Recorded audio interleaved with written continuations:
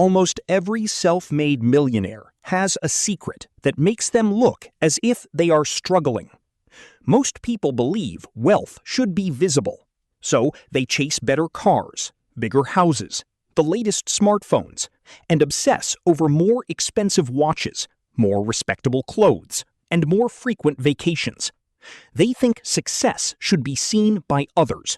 Ideally, when they drive into the neighborhood, neighbors should take a second look. At a gathering, when they raise their hand, others should notice the watch on their wrist. When they post a photo on social media, others should feel that they are living a great life. But the reality is rarely like that. Much of the time, the wealth you can see is no longer wealth. The luxury car parked at the front door looks like a symbol of wealth, but in reality, it carries a heavy monthly payment. The luxury watch on the wrist is cash that has stopped working. The high-end travel on social media is just photos left behind after the money has already left the account. True wealth is usually invisible. It looks like a house with no mortgage, an account balance greater than 5 digits, an investment account that keeps generating profit, very low monthly fixed expenses, being able to sleep peacefully at night.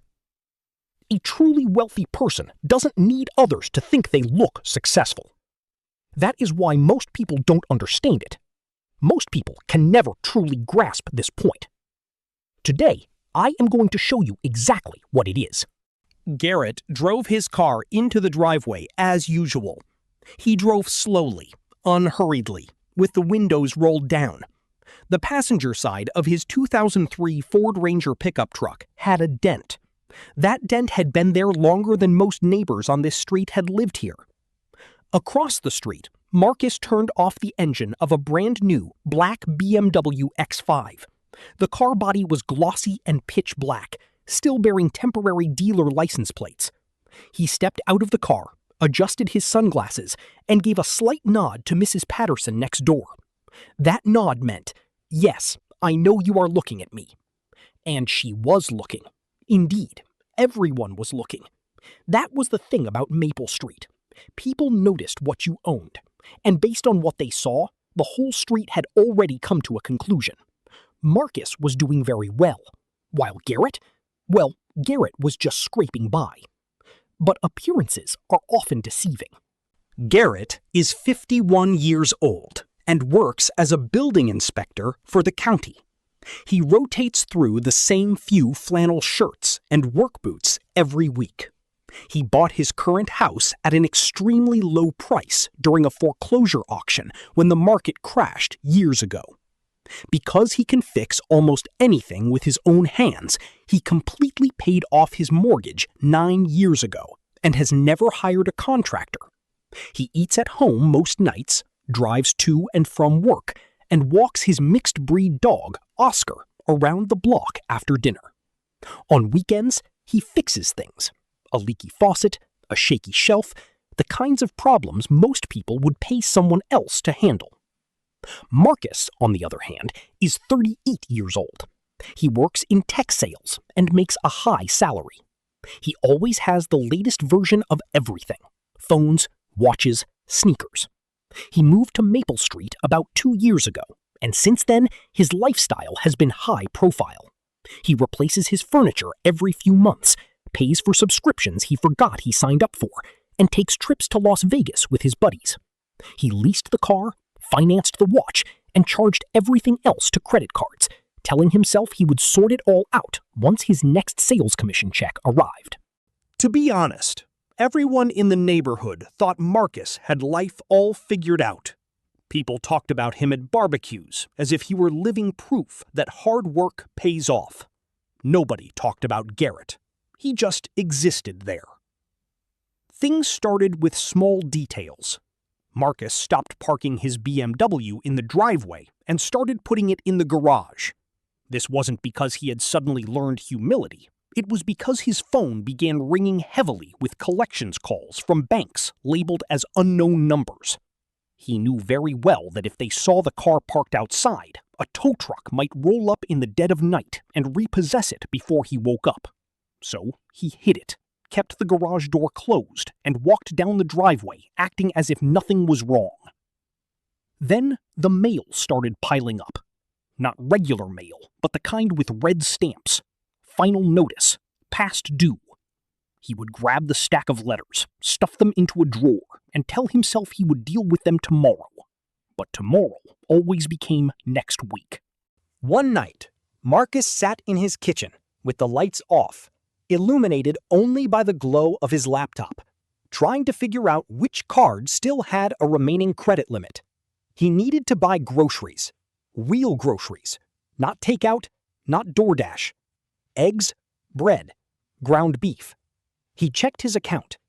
$87.42. Let that phrase sink into your mind for a second.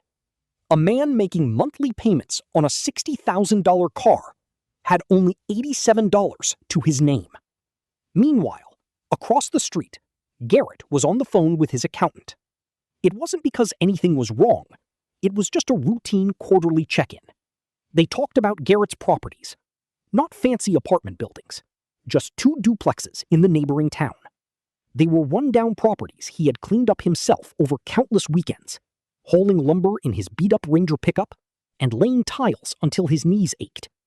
Both properties remained fully rented year-round.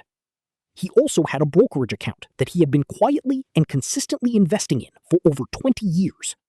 There was nothing flashy in it, just index funds, some dividend stocks, and a few bonds allocated as he grew older. His accountant asked if he had considered upgrading his pickup truck. Garrett laughed. "It runs fine, Dave. Why would I change it?" Dave chuckled and closed the ledger. He knew Garrett was the only guy in town who completely didn't care about making himself look rich. There was a woman named Colleen on the street. She was 67, lived alone, and was a retired teacher. Her roof had been leaking for months. She had been placing buckets under the leaks because she couldn't afford the repairs. She casually mentioned it during a neighborhood gathering, just in passing, the way older people do. She wasn't asking for help. She was just chatting. 2 days later, a roofing crew pulled up to her house. Colleen went outside, completely bewildered. The foreman was a contractor who frequently performed inspections with the county government office. He told Colleen that his company was running a community assistance program for local seniors, and her roof had been randomly selected for a free repair. He had all the paperwork ready. She signed the documents on the porch, still in shock. She would never know who was truly behind it. Nobody knew. But Garrett's accounting records for that month showed a single transaction. A $4,200 wire transfer to that contractor's company. Garrett thought absolutely nothing of it. He didn't post it anywhere. He didn't tell anyone. He didn't need a medal, nor did he need tearful thanks. The check cleared, the roof was fixed, and Garrett went back to eating his oatmeal. It happened on a Thursday evening. Marcus was sitting on his front steps, looking like he hadn't slept in days. And he hadn't. Garrett walked by with Oscar and stopped. "Are you okay?" Marcus looked up. He almost blurted out the automatic response. "Yeah, I'm good." But something broke inside him. Maybe it was sheer exhaustion, or maybe he was just tired of keeping up the charade. "No, man, I'm not okay. I'm drowning." Garrett didn't say anything dramatic, nor did he lecture him. He simply tied Oscar's leash to the porch railing and sat down on the steps next to Marcus. Marcus spilled everything. All of it. The debt, the lease, the maxed-out credit cards, the commission checks that barely covered the minimum payments, the 2 a.m. panic attacks, and the feeling of helplessness from realizing he had built his entire life out of a smokescreen of debt.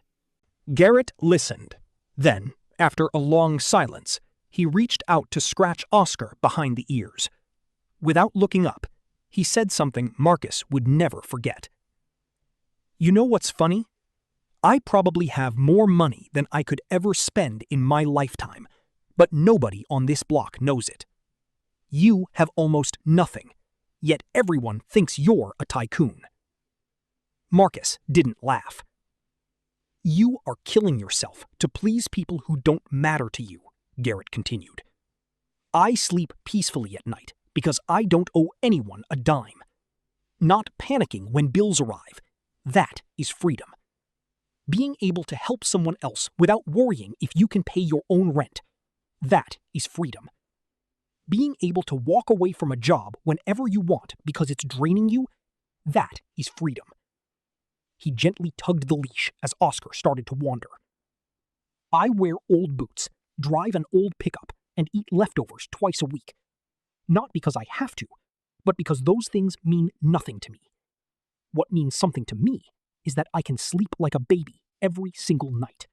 What Garrett understood, and what Marcus was just beginning to realize, is what some call the law of invisible wealth. It's not a rule you can find in a textbook. It's more like a pattern. It is a pattern you notice when you study people who quietly build real, lasting wealth. It works like this. Marcus didn't change overnight. That's not how things happen. Real change is brutal and slow, and sometimes you want to give up before you even start. He called the bank and told them he wanted to go through a voluntary surrender process for the BMW. The woman on the other end of the line was polite, her tone almost rehearsed, as if she had conducted the exact same conversation hundreds of times before. She explained what would happen next. The vehicle would be repossessed and sold at an auction, and Marcus would still be responsible for any remaining deficiency balance that the auction proceeds didn't cover. His credit score would take a massive hit, and it would probably take years to recover. But he agreed anyway. On the early morning the vehicle was picked up, he watched from his kitchen window. A man in a yellow vest hooked chains to the front axle and pulled the X5 onto a flatbed tow truck. The entire process took about 4 minutes. 2 years of monthly payments, erased in 4 minutes. When his next commission check arrived, money that in the past would have been squandered on a single weekend getaway to Las Vegas, he drove 40 minutes to a used car lot outside of town. He paid full cash for a 2011 Honda Civic with rust spots over the wheel arches. This cash purchase wiped out almost all of his savings. Before driving home, he sat in the parking lot for 10 minutes, hands on the steering wheel, staring at the dashboard. The car smelled of old air freshener and someone else's tobacco smoke. But this car was his, truly his. No bank, no lease, no monthly cash drain. He canceled 3 subscription services and started cooking for himself. At first, the food tasted terrible, but over time, he got better at it. He created a spreadsheet and began tracking every single dollar as if his life depended on it.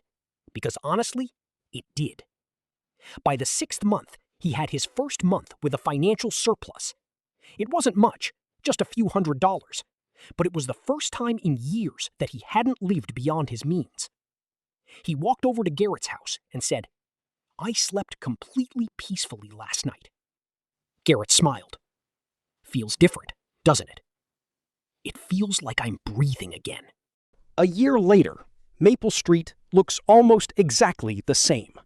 The same lawns, the same mailboxes, the same sprinklers going off at exactly 6 a.m. Garrett still drives that Ranger pickup, still wears flannel shirts, and still walks Oscar every evening. Marcus still lives across the street, but now the garage door is often left wide open. That Civic sits right there in plain sight, a bit beat up, a bit ugly, and Marcus completely doesn't care anymore. He has stopped keeping score externally. Nobody on the street knows what changed. From the outside, nothing looks different. But that is precisely the entire point. He just stopped pretending, and that was enough to start. Many people spend their entire lives carrying unnecessary financial burdens just to make onlookers think they are living well. But true abundance is never about showing off to others.